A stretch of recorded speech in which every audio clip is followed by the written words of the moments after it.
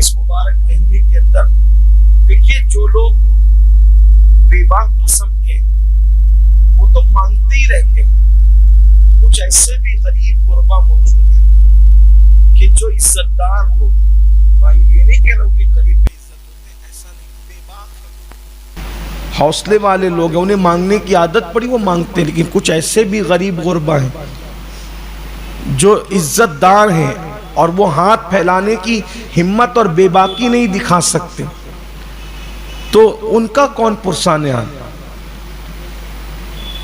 تو ہمیں اپنے پاس پڑوس میں خبر لیتے رہنا چاہیے، کبھی بچوں سے، کبھی کسی سے.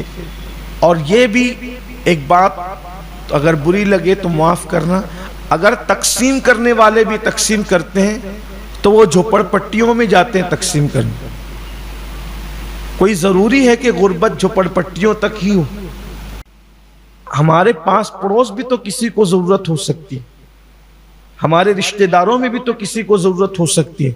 تو اس سلسلے میں ماہ رمضان شریف میں ایسا ہو، اگر اللہ نے آپ کو نوازا ہے تو آپ رمضان شریف کے اندر یہ بھی کر سکتے ہیں کہ مہینے بھر کی کچھ راشن کی کٹ بنا کر کے خاموشی کے ساتھ کسی کے گھر پہنچا.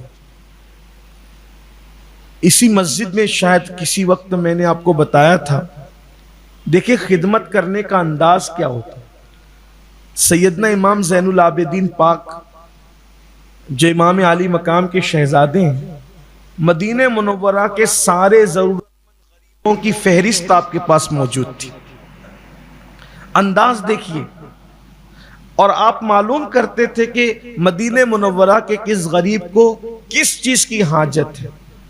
عام طور پہ تو زیادہ تر لوگوں کو کھانے پینے کی ضرورت ہوتی ہے، تو آپ چپکے سے اپنے کندھے پر وہ سامان اٹھا کے، نہ بیٹوں کو کہتے ہیں، نہ غلاموں کو کہتے ہیں، کسی کو نہیں، نہ مریدوں کو، اپنے کندھوں پر سامان اٹھا کر لے جاتے ہیں اور چپکے سے اس کے دروازے پہ رکھ آتے ہیں. اور ایک چٹھی اس پر ہوتی ہے، یہ تمہارے لیے حلال ہے، تمہارے لیے حلال ہے، یہ تم ہی کے لیے اس کا انتظام ہے. اور وہ جب صبح کو دروازہ کھولتا ہے تو وہ سامان پڑا دیکھتا ہے اور دیکھتا ہے کہ میرے لیے حلال ہے، تو اس کو ایک حیرت ہوتی ہے، یا اللہ کون میرا اتنا غم گسار ہے جو میری ضرورت کی چیز رکھ گیا، وہ استعمال کرتا. لوگ آپس میں باتیں کرتے ہیں کہ کون ایسا پر اسرار خادم اہل مدینہ کا جو لوگوں کی ضرورت کی چیزیں رکھ جاتا ہے اور لوگوں کو رات کو خبر بھی نہیں، یعنی نہ دینے والا پتہ نہ لینے والا پتہ. یہ کام صرف اللہ کے لیے. یہ راز کب کھلا؟ جس وقت امام زین العابدین کی شہادت ہوئی، آپ کو زہر دیا گیا، تو جب آپ کو غسل دینے کے لیے تختے پر لٹایا گیا تو آپ کی پشت پر بوریوں کے نشانات تھے. گھر والوں سے پوچھا گیا کہ یہ تو کہیں مزدوری کے لیے جاتے نہیں تھے، پھر ان کے پشت پر بوریوں کا نشان کیسا؟ تب گھر کے لوگوں نے کہا، مدینے والوں تم تلاش کرتے تھے نا کہ وہ غریبوں کا غمگسار کون ہے جو لوگوں کے آنگن میں سامان رکھ کر کے جاتا ہے، تو وہ کوئی اور نہیں تھا، یہ نبی کا شہزادہ یہی. یہ انداز. اور آپ جب کسی کو اس انداز سے دیتے ہیں، عطا کرتے، تقسیم کرتے ہیں، تو اس کے دل میں آپ ایک عجیب سی خوشی پیدا کرتے، ایک عجیب سی خوشی ڈالتے ہیں آپ اس کے دل میں. اور اللہ کے رسول صلی اللہ علیہ وآلہ وسلم فرماتے ہیں، جب تم کسی مومن کو کچھ دے کر کے خوش کرتے ہو تو اس کا انعام کیا ہے؟